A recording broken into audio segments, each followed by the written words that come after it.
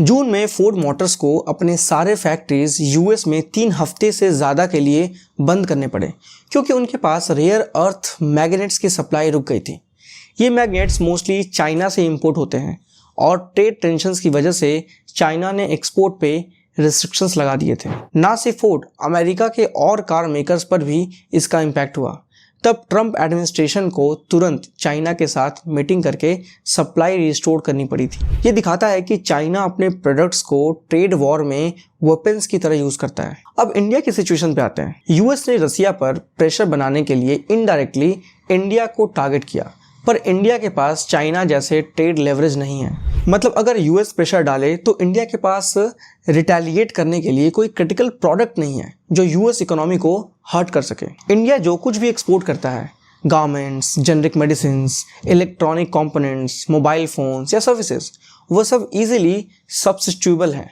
अगर US India से लेना बंद कर दे तो उन्हें कहीं और से मिल जाएगा, बस थोड़ा महंगा होगा, लेकिन उनकी इकोनॉमी डिस्टर्ब नहीं होगी। इसलिए एक्सपर्ट्स का कहना है कि इंडिया को सर्विस ड्रिवन इकोनॉमी से प्रोडक्ट नेशन बनना होगा। प्रोडक्ट नेशन का मतलब सिर्फ मैन्युफैक्चरिंग नहीं होता, बल्कि अपने cutting edge products, IP driven innovations और स्ट्रैटेजिक टेक्नोलॉजीज डेवलप करना होगा। जैसे ताइवान ही सिर्फ एडवांस चिप्स बना सकता है, नीदरलैंड की एक कंपनी ही सिर्फ ईयूवी लिथोग्राफी मशीन्स बनाती हैं और चाइना ही सिर्फ रेयर अर्थ और बैटरीज पे कंट्रोल रखता है।